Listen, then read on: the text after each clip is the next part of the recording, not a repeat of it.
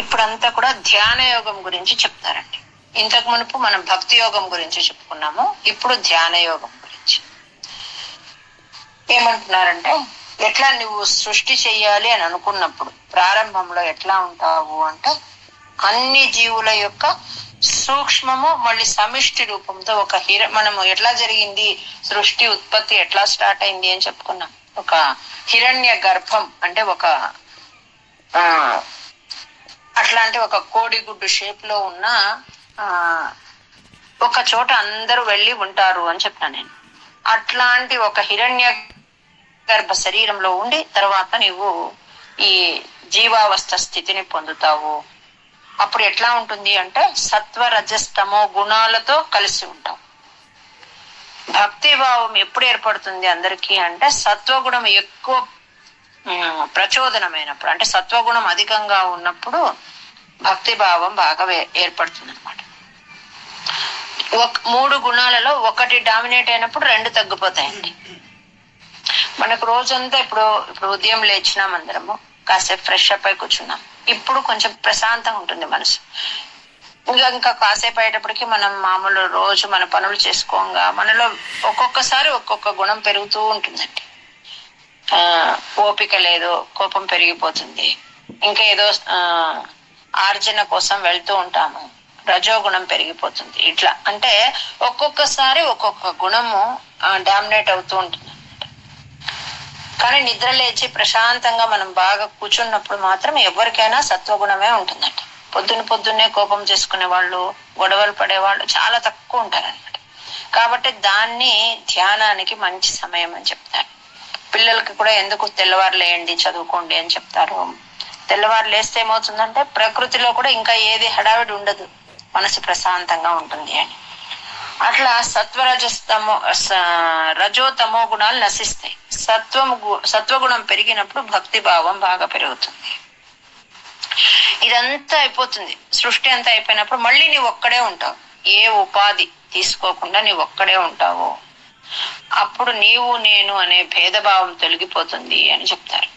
దీనిలో మొత్తం మీద ఎట్లా చెయ్యాలి ధ్యానము వాటి గురించే వస్తుందంటే, ఎట్లా చెయ్యాలి ధ్యానము అంటే భగవద్గీతలో ఆల్రెడీ పరమాత్మ చెప్పి ఉన్నారు. మళ్ళీ ఇక్కడ అదే విషయాలే చెప్తారన్నమాట. అంటే ధ్యానం చేసేవాడు ఎట్లా చెయ్యాలి, ఎక్కువ ఎత్తుగా కాకుండా, ఎక్కువ నేలపైన కాకుండా, అంటే అతి ఎత్తుగా కాదు అతి పల్లంగా కాకుండా, ఒక సమతల ప్రదేశంలో ఎక్కువసేపు ఏ ఆసనంలో సుఖంగా కూర్చుంటాడో అట్లాంటి ఒక ఆసనాన్ని సెలెక్ట్ చేసుకోవాలి. శరీరము, మెడ, తల ఇవన్నీ నిటారుగా ఉండేటట్లు కూర్చోవాలి. నిద్ర వస్తున్నా కూడా మనము ఈ నడుపుని ఇట్లా పైకి ఎత్తేస్తే వెళ్ళిపోతుందండి, నిద్ర రాదనమాట. శరీరము, మెడ, తల ఇవి నిటారుగా ఉండేటట్లు కూర్చొని చేతులను తొడపైన పెట్టుకోవాలండి. పెట్టుకొని నాసికాగ్రం పైన దృష్టిని కేంద్రీకరించాలి అని చెప్తారు. ఆ రకంగా ప్రాణాయామాన్ని అభ్యాసం చేయాలి. అట్లా అలవాటైతే ఏమవుతుంది అంటే ప్రాణవాయువును నియమించడం అంటే పట్టుకోవడం అలవాటు అయితే ఇంద్రియాలు, మనస్సు అదుపులోకి వస్తాయి. ఈ ప్రాణాయామం వల్ల ఏమవుతుందంటే నాడీ శుద్ధి జరిగి ఓంకారాన్ని ఉచ్చరించడం మొదలు పెడతాం అన్నమాట. ఆ ఓంకార నాదము శరీరం అంతా నిండి మనకు కొత్త ఎనర్జీ అంటే ఉత్తేజాన్ని ఇస్తుంది. ఈ విధంగా ప్రతిరోజు మినిమం 3 సార్లు అయినా చేయాలట. ప్రతిసారి ఓంకారంతో పాటు 10 సార్లు ప్రాణాయామం చేయాలట. ఓంకారం ఉచ్చరించేటప్పుడు ఎట్లా ఉండాలి అంటే ఘంటానాదం అంటాం చూడండి, అట్లా నాడీ మార్గంలో ఆ ధ్వని వినిపించాలంట. ఆ తామర కాడ ఉంటుంది కదా, దానిలో ఒక చిన్న నాళము గుండా వచ్చినట్లు ఆ ధ్వని మన నాడుల్లో అంతా ప్రవహిస్తుందట. అది బాగా సాధకులకు బాగా అర్థమవుతుంది అనమాట. ఇట్లా అభ్యసిస్తే ఒక నెల రోజుల్లోనే బాగా శ్వాస డిఫరెన్స్ తెలుస్తుందట. అంటే శ్వాస వాయువు బాగా అదుపులోకి వస్తుంది. హృదయ కమలంలో ధ్యానం చెయ్యాలి అని చెప్తున్నారు. ఎట్లా చెయ్యాలి అంటే వికసించడానికి సిద్ధంగా ఉంది ఒక కమలపు యొక్క మొగ్గ. దాన్ని తలకిందులుగా ఉన్నట్టు భావించండి ఆ మొక్కను. అలా ఉంటుంది హృదయం అని. అది పైకెత్తి ఆ రేకులన్నీ ఎట్లా ఉంటాయో దాన్ని చూస్తూ, అంటే అది భావిస్తూ ఆ మధ్యలో సూర్య చంద్రుడు ఉన్నట్టు, అగ్ని ఉన్నట్టు, అవన్నీ ఉన్నట్టు లోపల మనము ఆ అగ్ని తేజస్సులో ఆ దివ్యమంగళ స్వరూపుడైన పరమాత్మ ఉన్నట్లు ధ్యానించాలటండి. ఆ రివర్స్ అయిన ఆ కమలపు మొగ్గ ఉంది కదా, ఆ దానిలో పరమాత్మ కూర్చున్నట్టుగా మనం ధ్యానించాలట. ఆ మూర్తి ఎట్లా ఉంటుంది అంటే శ్యామల వర్ణంతో ఉంటుంది, ప్రశాంతంగా పీతాంబరం ధరించి అందమైన చిరునవ్వుతో ఉన్న ఆ స్వామిని చతుర్బాహువులతో శంఖ గదా పద్మాలను ధరించి ఉన్న అట్లాంటి స్వామిని ధ్యానించాలటండి. మనం నిన్న హృదయాకాశము అని చెప్పుకున్నాం. అట్లా ఆ రకంగా ఆయన వేసుకున్న ఆభరణాలు, ఆయన పాదాలు, ఆయన ముఖము, ప్రతిదీ అలా ధ్యానించాలంట. ఆ ధ్యానంలో చూడగలగాలి. అన్నిటికన్నా ముందు ఆ చూపు అన్నమాట. అది ఎట్లా ఉంటుంది అంటే మన పైన కరుణ, ప్రేమ నిండిపోయి ఉంటుంది. అట్లాంటి పరమాత్మని బాగా కన్నుల పండుగగా తిలకించాలట మనసులో. పాదాల నుంచి కిరీటం వరకు పరిశీలనగా చూడాలటండి. మళ్ళీ పైనుంచి కిరీటం నుంచి పాదాల వరకు ఎక్కడ చూడాలి? ఇదంతా గుళ్ళో కాదు, మన మనసులో. మన మనసులో కళ్ళు మూసుకొని కాసేపు ప్రాణాయామం చేసినాక, బాడీని ఒక మంచి స్టేజ్ కి తీసుకొచ్చినాక లోపల పరమాత్మని ఆ రకంగా చూడాలట. నేను ఉండలేకపోతున్నాను, చూడలేకపోతున్నాను అనుకుంటున్నాను. ఏదైనా అభ్యాసం చేయంగా ఏదైనా వస్తుంది. అట్లాంటి కన్నులు మూసినా తెరిచినా చూడగలగడం అభ్యసనం చెయ్యాలి అని చెప్తారు. ఆదౌ హైరణ్య గర్భీం తనుమ వికల జీవాత్మికామాస్థితస్త్వం జీవత్వం ప్రాప్య మాయా గుణగణ ఖచితో వర్తసే విశ్వయోనే తత్రోద్వృద్ధేన సత్వేన తు గుణయుగళం భక్తిభావం గతేన చిత్వా సత్వం చ హిత్వా పునరనుపహితో వర్తిత హేత్వమేవ. అంటే సత్వగుణము బాగా అభివృద్ధి చెందినప్పుడు అప్పుడు ఏమనిపిస్తుంది అంటే వేరేటివన్నీ ఇవంతా వేస్ట్ అని అనిపిస్తుంది అనమాట. అంటే విషయ వాంఛలన్నీ ఒక్కొక్క స్టేజ్ లో మనకేమనిపిస్తుంది అంటే ఇప్పుడు బాగా ప్రశాంతంగా సత్వగుణం అభివృద్ధి చెందిన స్టేజ్ లో ఉన్నప్పుడు వేరే విషయాలు, ఏదో అది కొనాలి, ఇది కొనాలి, అక్కడికి వెళ్ళాలి, ఇక్కడికి వెళ్ళాలి, ఏవేవో అవి తినాలి, ఇంకా ఏదో అంటే భోగ పదార్థాల పట్ల ఏమనిపిస్తుంది అంటే అవంతా మనం ఇప్పుడు చేస్తున్న సాధన గొప్పది, అవన్నీ తుచ్చము అని అనిపిస్తుంది. అంటే దోషభూయిష్టాలుగా అనిపిస్తుంది. ఎంతకాలం ఉంటుంది? ఏదో ఒక మంచిది తింటే, ఒక మంచిది కొంటే దాని ఆనందం ఎంతసేపు ఉంటుంది? దానికన్నా ఈ పరమాత్మని కీర్తించడము, ఆయన్ని స్తుతించడము చాలా బాగుంది ఇలా అనిపిస్తుంది. అయితే తమో గుణంతో కూడిన రజోగుణం బాగా ప్రబలమైనప్పుడు మళ్ళీ ఆ సుఖాల పట్ల ఆరాటం ఎక్కువైతుంది అనమాట. అసలు వాటిని కంట్రోల్ చేయలేం, అలా అయిపోతుంది. అంటే ఒక గుణము హైలైట్ అయినప్పుడు ఆ గుణానికి సంబంధించిన వ్యవహారాలే మనం చేస్తూ ఉంటామండి. అన్ని త్రిగుణాల పైన ఆధారపడి ఉంటుంది అన్నమాట.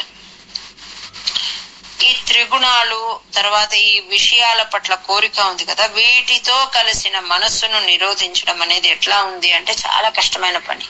మరి ఎట్లా నిరోధించవచ్చు అంటే నీ పైన అనన్య భక్తి ఉంటే ఇవన్నీ నిరోధించవచ్చు.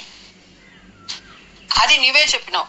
ఎప్పుడు హంస రూపంలో నీవు బ్రహ్మ సమక్షంలో సనకాదులతో మాట్లాడినావు ఇదే విషయం. నువ్వే చెప్పినావు ఏమని? అనన్య భక్తి ఉంటే ఇవన్నీ కూడా కంట్రోల్ అవుతాయి అని. దీనికి ఒక ఎగ్జాంపుల్ గుర్తుపెట్టుకుంటే ఈ శ్లోకం బాగా అర్థమవుతుందండి. మనము నరసింహ అవతారంలో ప్రహ్లాదుడు ఒక స్తంభాన్ని అలా హిరణ్యకశిపుడు అడుగుతాడు, ఈ స్తంభంలో ఉన్నాడా చూపించు అని. అప్పుడు ఆ స్తంభాన్ని ఇలా కొడితే అక్కడ నుంచి వచ్చినారు స్వామి అని చెప్పుకున్నాం. ఆయనట అక్కడ ఎప్పుడున్నాడు అంటే ప్రహ్లాదుడు పుట్టినప్పటి నుంచి ఉన్నాడటండి ఆ స్తంభంలో. చూడండి ఎంత అద్భుతము. అమ్మవారు అడిగిందట, ఎందుకు ఇక్కడ ఎందుకు ఉండడము, అసలు ఇంత అవసరమా మీకు? మీరు చెయ్యాలనుకుంటే ఇక్కడ నుంచే మీరు అతన్ని సంహరించవచ్చు కదా, మళ్ళీ ఇదంతా అవసరమా అంటే అవసరమే అని చెప్తున్నారట ఆయన. అంటే ఎవరు చేసే పని ఎవరి ద్వారా ఏది జరగాలని ఉంటుందో నా ఆలోచన, నా సంకల్పము అట్లాగే జరగాలి అని చెప్తున్నారట. మరి అక్కడ ఎందుకు ఉండడము అంటే ఎప్పుడు అలాంటి సందర్భం వస్తుందో, నేను లేట్ అయితే అతని మనసులో ఎక్కడైనా చిన్న అనుమానమో చిన్న సందేహం ఏర్పడుతుందేమో, ఏర్పడే అవకాశం ఇవ్వకుండా నేను ఇప్పటి నుంచి అక్కడ ఉంటానని ఆ స్తంభంలో ఉన్నారట. అలా చెప్తారనమాట. అంటే తన భక్తునికి మళ్ళీ ఎన్ని కష్టాలు పడ్డాడండి ప్రహ్లాదుడు. తన తండ్రి ఎంత కష్టపెట్టాడు, పైనుంచి తోసేసినాడు, ఏనుగులతో ఇది చేపించినాడు, ఆహారం పెట్టకుండా చేసినాడు, రకరకాలుగా హింస చేసినాడు. అయినా పర్వాలేదు, ఇక్కడ ఉన్నాడు, పిలిస్తే వస్తాడు అని చెప్పినప్పుడు నేను కొంచెం ఆలస్యం చేసినా నా భక్తుడి మనస్సు ఎలా ఉంటుందో కదా, కాబట్టి నేను ఇప్పటి నుంచి అక్కడ ఉంటానని ఆ స్తంభంలో ఉన్నారు అని చూపిస్తుంది అన్నమాట. అంటే నరసింహావతార ఆవిర్భావానికి ఎన్నో ఏళ్ల ముందే అందులో ఆయన ఒక అంశతో అక్కడ ఉన్నారు అని చెప్తారు. అట్లా అంటే అనన్య భక్తి అనేది ఎట్లా ఉంటుంది అంటే అదే శరణ్యం. సత్వోన్మేషాత్ కదాచిత్ ఖలు విషయ రసే దోషబోధేపి భూమన్ భూయోప్యేష ప్రవృత్తి సతమసి రజసి ప్రోత్సతే దుర్నివారాం చిత్తం తావద్ గుణాశ్చ గ్రథితమిహ మిథస్థాని సర్వాణి రోద్ధుం తుర్యే త్వయేక భక్తి శరణమితి భవాన్ హంసరూపీ న్యగాదీత్.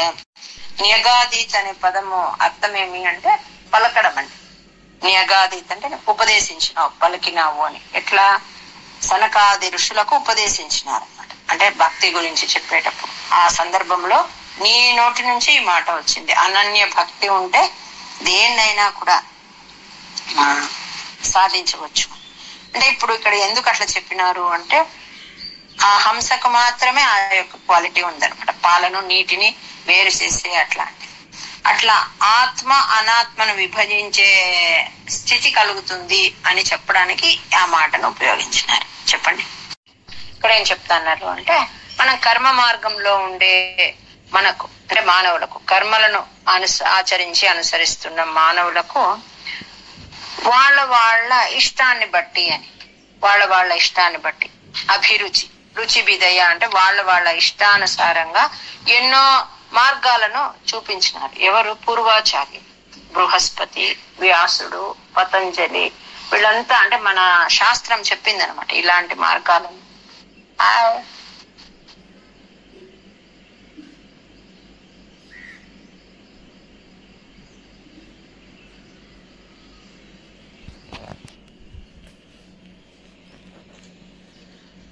కర్మాచరణ చేసే మనుషులకు ఎన్నో శ్రేయో మార్గాలను చెప్పినారు. ఎవరు? మన పూర్వీకులు. అట్లా ఎన్నో మార్గాలు. దానిలో ఎట్లా అంటే కొన్ని ఆచరిస్తాము, కొన్ని సుఖానికి తీసుకెళ్తే, కొన్ని అంటే సుఖ దుఃఖ మిశ్రితాలు అనమాట. అనిత్యాలు వాళ్ళు చూపించినవి. కానీ నువ్వేం చేసినావు అని పరమాత్మకు చెప్తున్నాడండి. శ్రేయో మార్గాలు అన్నిటిపైకి భక్తియే ఉత్తమమైంది అని నీవు ఉద్ధవ గీతలో చెప్పినావు. ఇప్పుడు ఇదంతా మనం 11th స్కంద ఉద్ధవ గీత గురించే ఇవి మొత్తం ఉండేది. 91 to 100 లో ఎన్నో మార్గాలు, శ్రేయో మార్గాలు చెప్పినప్పటికీ మన పూర్వీకులు పరమాత్మ దేన్ని సపోర్ట్ చేసినాడు? కేవలం భక్తి మార్గం అన్నిటికన్నా ఉత్తమమైనది అని నీవు ఉద్ధవునికి చెప్పినావు. విషయలోలురైన వాళ్లకు నీ పైన భక్తి చేస్తే కలిగే ఆ సుఖం ఎట్లాంటిది అంటే ఇంకా దానితో ఇంకా ఏ సుఖము ఎక్కడ ఏది దానికన్నా ఎక్కువ కాదు అని చెప్తున్నారు. అంటే భక్తుడికి ఏమని ఇస్తానని పరమాత్మన నాకేమీ వద్దు అని చెప్తాడండి. అంటే ఆ భక్తిలో అంత మునిగిపోయి ఆనందపడుతుంటాడు. ఆయనకి ఇంకా వేరే ఏది వద్దనిపిస్తుంది. అంటే అంత ఆనందమయమైన స్థితి ఒక్క భక్తి మార్గంలోనే లభిస్తుంది, వేరే చోట లభించదు అని చెప్తుంది. సంతి శ్రేయాంసి భూయాంసి అపిరుచిభిదయ కర్మిణాం నిర్మితాని క్షుద్రానందాశ్చ శాంత బహువిధగతయః కృష్ణతేభ్యో భవేయుః త్వం చాచఖ్యాత సఖ్యే నను మహితతమాం శ్రేయసాం భక్తిమేకాం త్వద్భక్త్యానందతుల్యః ఖలు విషయజుషాం సమ్మదః కేన వాస్యాత్. ఇక్కడండి సఖ్య అంటే ఉద్ధవుడు అని మనం భావించాలన్నమాట. సఖ్య అంటే నీ మిత్రుడైన ఉద్ధవుడు అని. భక్తి మాత్రమే వీటన్నిటికన్నా మంచి పొజిషన్. అంటే ధ్యాన, కర్మ, భక్తి యోగాలలో వాటికి ఎక్కువ ప్రిఫరెన్స్ అని నువ్వు అక్కడ చెప్పి ఉన్నావు అని. తర్వాత సంతి అంటే పెద్దవాళ్ళు అని. ఎవరెవరు చెప్పినారు అంటే బృహస్పతి వారు చెప్పారు, వ్యాసుల వారు చెప్పారు, పతంజలి వారు చెప్పారు. ఆ సంతి అనే దానికి వాళ్ళని ఎగ్జాంపుల్ గా చెప్పాలి. తర్వాత త్వంచ శాంతాంచ శ్రేయసాం అంటే త్వంచ అంటే నీవు, శాంతాచ అంటే ఇవన్నీ అనిత్యాలని నువ్వు చెప్పినావు అని చెప్తున్నాడు. అంటే భక్తుడైన వాడు ఎట్లా ఉంటాడు? అనన్య భక్తి కలిగిన వాడు అంటే వాడికి ఇంకేది వద్దనిపిస్తుందటండి. మోక్షానందం ఇచ్చినా కూడా అనుపతి తేజ అంటే అది లభిస్తే కూడా ఆసక్తి చూపడట. అనీహ అంటే ఆసక్తి చూపడు. మోక్షం లభించిన ఆ స్థితి కూడా అతనికి ఏం ఆనందం ఉండదు. తన భక్తి మార్గము, తన భక్తి చేయడం, పరమాత్మని పట్ల అనన్య భక్తి చేయడం ఒక్కటే అతనికి ఇష్టమవుతుందట, వేరేటివేవి ఇష్టం లేదట. అతనికి ఒకవేళ యోగ సిద్ధులు లభించినా, అతని సాధన వల్ల అణిమ గరిమ లగిమ అట్లాంటి అష్టసిద్ధులు లభించినా కూడా వాటి పట్ల కూడా అతని ఏ ఇంట్రెస్ట్ చూపించడు. ఆ సిద్ధులు అతనికి లభించినా కూడా ఉపయోగించుకోడు, వాటి పట్ల శ్రద్ధ చూపించడు. మోక్ష సుఖం లభించినా దాని పట్ల కూడా ఆసక్తి చూపించడు. ఎట్లా ఉంటుంది ఇది అంటే, ఇది సలిల కుహరగస్య అంటారు. అంటే ఒక పెద్ద కుంట లేక మడుగు అనుకోండి, అట్లాంటి దానిలో ఉన్నవాడికి చుట్టూ నీళ్లే కనిపిస్తాయి. తోయ ఏకమయ్య అంటే ఆ చుట్టూ, ఇప్పుడు నీళ్లలో ఉన్నవాడికి చుట్టూ నీళ్లే కనిపిస్తాయి. ఆ రకంగా నీ యందు అత్యంత చంచలమైన భక్తి చేసిన వాడికి ఎట్లా ఉంటుంది అంటే తుష్ట బుద్ధేహే, వానికి ఆనందమే, ఎక్కడ చూసినా ఆనందమే కల్పిస్తుంది. ఇంకా వేరేటివేవి దుఃఖాలు ఆయనకు కనిపించవు, ఇంకా ఏ ఆశలు ఉండవు. అది ఆ స్థితే ఆయనకు పరమానందంగా ఉంటుంది. మనం కూడా మన సరౌండింగ్స్ లో ఒక్కొక్కరిని చూస్తూ ఉంటామండి. బయటికి మనకు లౌకికంగా చూసే చూపులకు వాళ్ళు చాలా పేదరికంగా ఉన్నట్లుగా అట్లా కనిపిస్తూ ఉంటారు, కానీ లోపల వాళ్ళు మంచి స్థితిలో ఉంటారండి. వాళ్ళ ముఖంలో అది మనకు కనిపిస్తుంది అన్నమాట, ఆనందం. అంటే మనం ఏమనుకుంటాం, బయట కనిపించే వస్తువులతో ఆర్థిక స్థితులతో లెక్కగట్టడానికి మనం అలవాటు పడినాము, కానీ వాళ్ళు అట్లాంటి ఒక మంచి స్థితిలో ఉండి ఎట్లా ఉంటారు అంటే ఎక్కడ చూసినా ఆ పరమాత్మను చూడడం అలవాటు చేసుకుని బ్రహ్మానందంగా ఉంటారు. అది ఇక్కడ త్వద్భక్త్యా తుష్ట బుద్ధే సుఖమిహ చరతో విచ్యుతా శస్య చాశాః సర్వాస్యు సౌఖ్యమయ్యః సలిల కుహరగస్యేవ తోయైకమయ్యః సోయం ఖల్వింద్రలోకం కమలజ భవనం యోగ సిద్ధిశ్చ హృద్యాః నాకాంక్షంత్యేతదాస్తాం స్వయమనుపతితే మోక్ష సౌఖ్యేప్యనీహః. ఈ అశాంతికి ఏవి కారణాలు అంటే ఇవన్నీ విషయ సుఖాలు. అది కావాలి, ఇది కావాలి, ఇది కావాలి, అది కావాలి, ఇవేనండి. మనకందరికి ఎవరికి కష్టం వచ్చింది అంటే మనకు విపరీతమైన, ఫస్ట్ ఊరికే చూస్తే చాలు అనుకుంటాం, ఇంకొకసారి చూద్దాం అనుకుంటాం, మళ్ళీ మనకు కావాలనిపిస్తుంది. ఏ వస్తువైనా అట్లాగే అనమాట.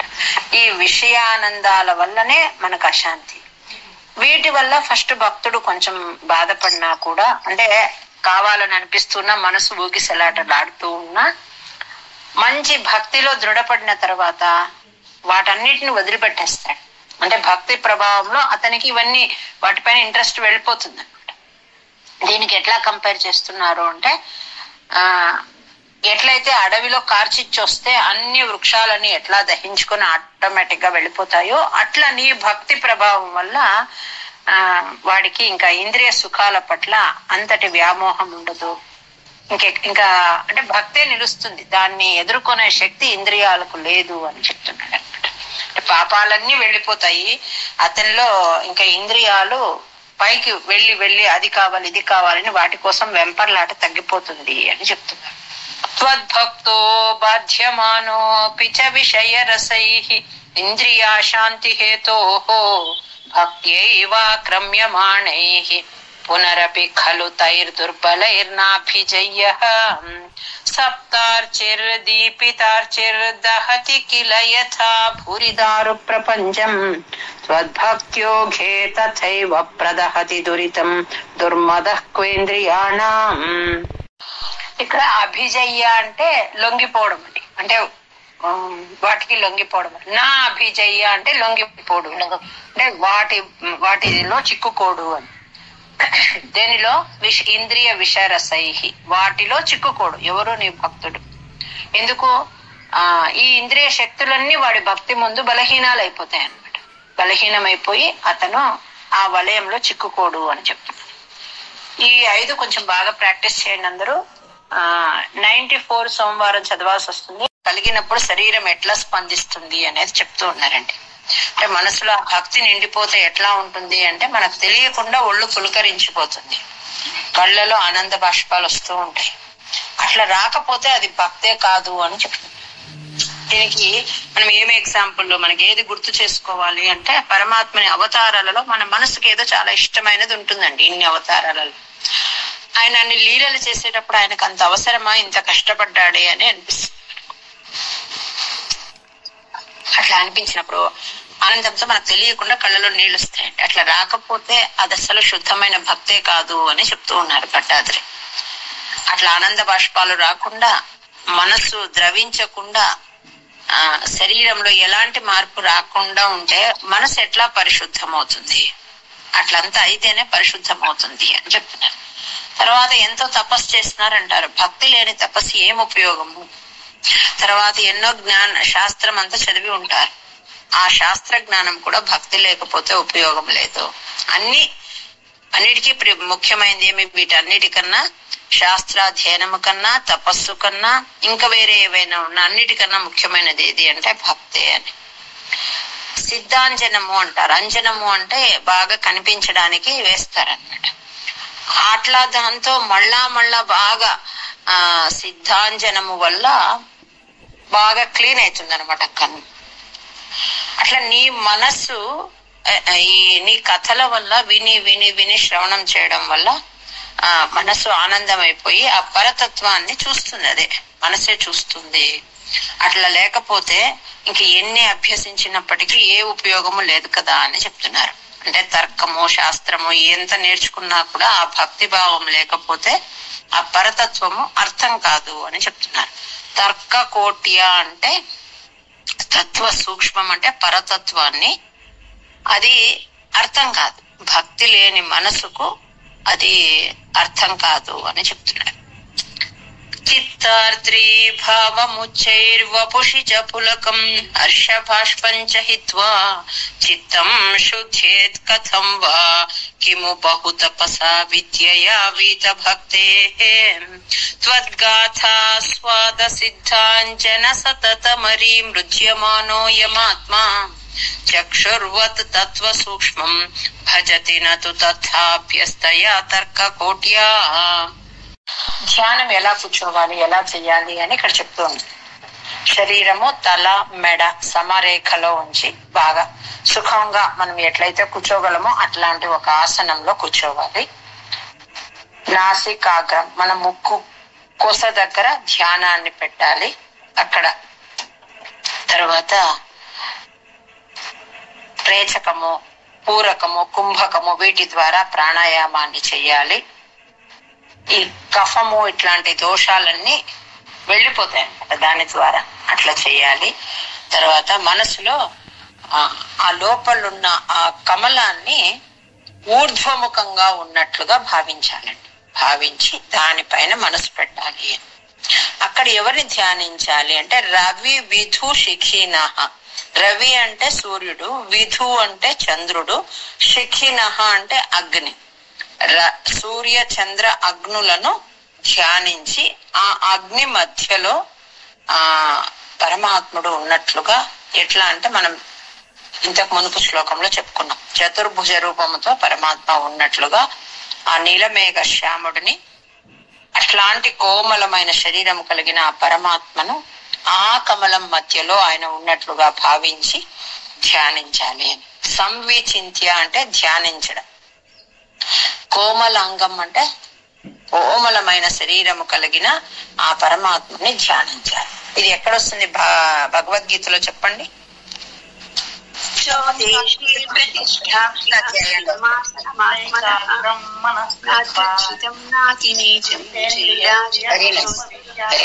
దీని పక్కన ఆ శ్లోక నంబర్ రాస్తాయండి. వీటి పక్కన ధ్యానంతే శీలయేయం సమతను సుఖబద్ధాసనో నాసికాగ్రన్యస్తాక్షః పూర్వకాద్యైర్జిత పవన పతశ్చిత్త పద్మం త్వవాంఛం ఊర్ధ్వాగ్రం భావయిత్వా రవి విధుషికిన సంవిచింత్యోపరిష్టాత్. అక్కడ ఆశ్చర్యమా స్విచ్ భావయిత్వా రవి విధుషికిన సంవిచింత్యోపరిష్టాత్ తత్రస్థం భావయేత్వాం సజల జలధర శ్యామలం కోమలాంగం అనంతే శీలయేయం సమతను సుఖబద్ధాసనో నాసికాగ్రన్యస్తాక్షః పూరకాద్యైర్జిత పవన పథశ్చిత్త పద్మం త్వవాంఛం ఊర్ధ్వాగ్రం భావయిత్వా రవి విధుషికిన సంవిచింత్యోపరిష్టాత్ తత్రస్థం భావయేత్వాం సజల జలధర శ్యామలం కోమలాంగం. అంటే నల్లగా ఉండే వెంట్రుకల గురించి చెప్తున్నారండి. ఆ పరమాత్మ వెంట్రుకల గురించి. శ్లక్ష్ణ అంటే అతుక్కొని ఉన్నాయని, శ్లక్ష్ణ అంటే అతుక్కొని అంటుకొని అంటారే అట్లా. ఎట్లా ఉన్నాయి అవి అంటే ఆ మకర కుండల కాంతులు ఎట్లా ఉన్నాయి, ఆయన జుట్టు ఎలా ఉంది, ఆ మణి ఎట్లా ఉంది, శ్రీవత్సం ఎట్లా ఉంది అని ఇక్కడ చెప్తూ ఉంటారు. నల్లదనంతో ఉండే ఆయన యొక్క వెంట్రుకలు కేశాలు శ్లక్ష్ణ అంటుకొని అని చెప్తూ ఉంటారు. ఆత్మను అంటే ఎట్లా ఉన్నాడు లోపల చతుర్భుజ రూపంతో ధ్యానించాలి అని వెనకటి శ్లోకంలో చెప్పుకున్నాం. ఆయన ఎట్లా ఉన్నాడని ఇక్కడ వర్ణిస్తూ ఉన్నారండి. ఆయన పట్టు పీతాంబరం వేసుకున్నాడట, అది బంగారు లాగా మెరుస్తోందట ఆయన పట్టు పీతాంబరం. ఇట్లా వేసుకుంటే ఆయన తొడలకు అది అంత బాగా అందంగా కూర్చోయిందట. ఇంకా పాదాలు ఎట్లా ఉన్నాయి అంటే కమలము లాగా ఉన్నాయట, చాలా మెత్తగైన ఆ పాదాల కలిగిన నీ రూపాన్ని నేను ధ్యానిస్తూ ఉన్నాను అని చెప్తున్నారు. ఇంకా ఏమేం చెప్తున్నారు, ఆయన చిరునవ్వు అంత మనోహరంగా ఉందటండి. మకర కుండల కాంతులు మెరిసే చిరునవ్వుట. తర్వాత కౌస్తుభ మణితో ఉన్న వనమాల వేసుకున్నారట, మంచి హారాలు వేసుకున్నారు, శ్రీవత్స చిహ్నంతో ఉన్న అందమైన వక్షస్థలాన్ని ధ్యానించారట. ఆయన బాహువులు దీర్ఘంగా ఉన్నాయట. సుబాహుం అంటే పెద్దవైన అట్లాంటి బాహువులు. స్వామి యొక్క ఉదరం, ఆయన వేసుకున్న పట్టు వస్త్రం, ఆయన జుట్టు కేశములు ఎట్లా ఉంది, నల్లదనంతో నిగనిగలాడుతూ ఉన్నాయట అలాంటి జుట్టు. తర్వాత ఆయన చిరునవ్వు, ఆయన వేసుకున్న వనమాల, శ్రీవత్స చిహ్నము, ఆయన యొక్క భుజాలు, ఆయన పొట్ట, తర్వాత పీతాంబరము, పాదాలు, ఇన్ని వర్ణిస్తూ ఉన్నారండి. ఇట్లాంటి నీ సుందర రూపాన్ని నేను ధ్యానిస్తాను అని భట్టాద్రి చెప్తున్నారు. మనకు కూడా అది ధ్యానంలో ఎలాంటి మూర్తిని ధ్యానించాలి అంటే మనము 11 స్థానాలు పరమాత్మను చెప్పే దగ్గర అన్ని చోట్ల చతుర్భుజ రూపముతో ప్రసన్నంగా ఉండే స్వామి మూర్తిని మనము ధ్యానిస్తూ పోవాలి అని చెప్పారు. అదే ఇదండి. ఆ నీల అంటే నల్లదనముతోనే, శ్లక్ష్ణ అంటే అంటుకొని ఉన్న కేశాలు. ఆ నీల శ్లక్ష్ణ కేశం జ్వలిత మకర సత్కుండలం మందహాసస్యందార్ద్రం కౌస్తుభశ్రీ పరిగత వనమాలోరుహారాభిరామం శ్రీవత్సాంకం సుబాహుం మృదుల సదుదరం. ఇక్కడ ఎక్కడ ఆపాలనే కొంచెం గుర్తుపెట్టుకోవాలండి. శ్రీవత్సాంకం సుబాహుం మృదుల సదుదరం కాంచన ఛాయచేలం చారు స్నిగ్ధోరు సాకు నావత్తు చారు స్నిగ్ధోరు మంభోరుహ లలిత పదం భావయేహం భవంతం. సముపారూఢ యోగం అంటే యోగారూఢ స్థితి. ఇట్లాగే నేను ధ్యానం అంటే ఎట్లా కూర్చోవాలి, ఒక సుఖమైన ఆసనంలో కూర్చోవాలి, మెడ ఎట్లా పెట్టాలి, వీపు ఎట్లా పెట్టాలి అన్ని చెప్పినారు. ఏమి ధ్యానించాలని చెప్పారు, ప్రాణాయామం ఎలా చేయాలని చెప్పారు. ఇప్పుడు చెప్తున్నారు నీ యొక్క అన్ని అంగాలలో ప్రతి అవయవము మీద నేను ఏకాగ్రత చేస్తాను. చేసి అలా మనం ధ్యాన స్థితిలో కపిల నామక పరమాత్ముడు తన తల్లికి చెప్పినది కూడా అదేనండి. నువ్వు ఎలా ధ్యానించాలి అనేది బాగా సాంఖ్యయోగంలో చెప్పారన్నమాట. మొదట స్వామి పాదాలను ధ్యానించు. అలా అలా ఒక్కొక్క అవయవం పైకి వెళ్తూ వెళ్ళు. ఒకేసారికి రాదు, ఏదైనా అభ్యాసం అభ్యాసం అభ్యాసం చేయడంతో వస్తుంది. ఆయన అట్లాంటి నీ ప్రతి అవయవం మీద ఏకాగ్రం చేస్తూ మధ్యలో ఉన్న నీ ముఖ కమలాన్ని ధ్యానిస్తాను. అలాగే పైకి వస్తూ వస్తూ వస్తూ. విజయ గారు మ్యూట్ లో పెట్టుకోండి, ఎవరో మ్యూట్ తీశారు. మధ్యలో ఉన్న ముఖ కమలాన్ని ధ్యానిస్తాను. నా మనస్సును వేరే విషయాల చింతనకు వెళ్ళనివ్వను అని చెప్తున్నాడండి. అద్వితీయమైన పరబ్రహ్మమునందే మనసు పెడతాను, మిగతా విషయాల గురించి ఆలోచించను. దీనికి టైం పట్టొచ్చు, అయినా కూడా నేను మెల్లగా మెల్లగా ముహుర్ముహుకు అంటే మాటి మాటికి ఈ రకంగానే అభ్యాసం చేస్తూ మరలా అభ్యాసం చేస్తూ ఒక యోగారూఢ స్థితికి చేరుకుంటాను. అంటే దృఢమైన యోగ స్థితికి నేను చేరుకుంటాను అని చెప్తున్నారు. సర్వాంగేష్వంగరంగత్ కుతుకమితి ముహుర్ధారయన్నీష చిత్తం తత్రాప్యేకత్ర యుంజే వదన సరసిజే సుందరే మందహాసే తత్రాలీనంతు చేతః పరమ సుఖ చిదద్వైత రూపే వితన్వన్. చేతః దగ్గర ఆపి మిగిలినంత కలిపి చెప్పడానికి ప్రయత్నించు.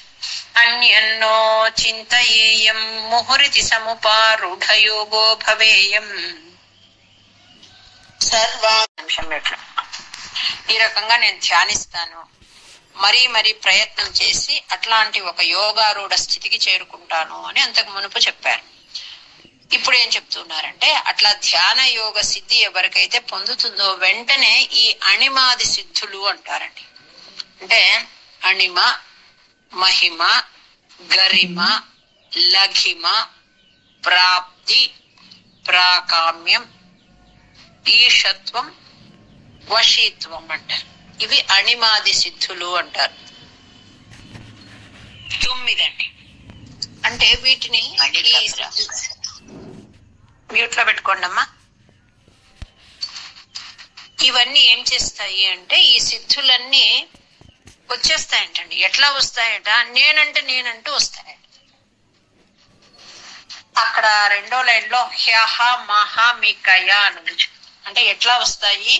అహం అంటే నేను అని, అహమికయాహి అంటే నేనని ఆ సిద్ధులన్నీ ఆ సాధకుడికి వశం అవుతాయట. నీ సాక్షాత్కార ప్రాప్తి కావాలి కానీ నాకు ఇవన్నీ ఏవి వద్దు. కాబట్టి ఇట్లాంటి సిద్ధులు వచ్చినా వాటి జోలికి నేను వెళ్ళను, అంటే వాటిని ఉపయోగించుకోను. నేనేం చేస్తాను? నీ సాక్షాత్కారాన్ని కోరుకుంటాను. ఈ సిద్ధుల వల్ల నాకు ఎలాంటి లాభం లేదు. మరి ఈ సిద్ధులన్నీ ఏమి అంటే చిన్నగా శరీరాన్ని చిన్నగా చేసేదండి అణిమ. గరిమ అంటే మహిమ అంటే శరీరాన్ని పెద్దగా చేసేది. గరిమ అంటే బరువు పెంచేది శరీరాన్ని. లఘిమ అంటే శరీరాన్ని తేలికగా చేసేది. ఏం కావాలంటే అది పొందే స్థితిని ప్రాప్తి అంటారు. మళ్ళీ ఎలాంటి భోగం అనుభవించాలైనా అనుభవించవచ్చు, అలాంటి దాన్ని ప్రాకామ్యం అంటారు. ఇంకా దేనిపైనైనా అధికారం పొందాలి, ఎవరిపైనైనా అధికారం చెలాయించాలి అంటే ఈషత్వం అంటారు. వశీత్వం అంటే అన్ని భూతాలను తన వశంలో ఉంచుకోవడం. ఇలాంటి సిద్ధులు అని. ఇవి సాధించాలి అంటే చాలా కష్టపడాలి. నిజమే, సాధించినారు. ఏమొచ్చింది దాంతో అంటే వాళ్ళకి లౌకిక విషయాల పట్ల ఇంట్రెస్ట్ లేదు కదా. కాబట్టి నాకు ఈ సిద్ధులు అన్ని నేను అహమహం దూరశ్రుత్యాదయోపి హ్యహమహమికయా సంపతేయుర్మురారే. ఇవన్నీ ఏం తమంతట తామే వచ్చి చేరుతాయి. నేనని ఆ సాధకుడి దగ్గరకు వస్తాయి. కానీ నాకు వాటితో ఏ పని లేదు. నాకు కావాల్సింది ఏమి? నీ సాక్షాత్కారమే కావాలి. కాబట్టి ఇట్లాంటి సిద్ధుల జోలికి నేను వెళ్ళను అని చెప్తున్నాను. ఇవి ఎట్లాంటివి అంటే 8ని మాయకు సంకేతంగా చెప్తారండి యోగ శాస్త్రం. 8 సంఖ్యను. 9ని పరమాత్మకు ప్రతీకగా చెప్తారన్నమాట. భగవద్గీతలో కూడా వీటి గురించి వస్తుంది, అష్టవిధ మాయలు అని. ఏమివి? పంచభూతాలు, మనసు, బుద్ధి, అహంకారం. ఇవన్నీ కలిపితే 8 అవుతాయి. ఈ పంచభూతాలకు పంచేంద్రియాలు ప్రతీక కనుక మన శరీరమే ఒక మాయ లాంటిది అని, మాయ మహలు అని చెప్తారనమాట. ఈ అష్టమాయల వల్లనే అష్ట కష్టాలు. మరి ఏం చేయాలి అంటే ఆ పరమాత్మ ధ్యానమే వీటి నుంచి మనకు విముక్తి కలిగిస్తుంది అని చెప్తారనమాట.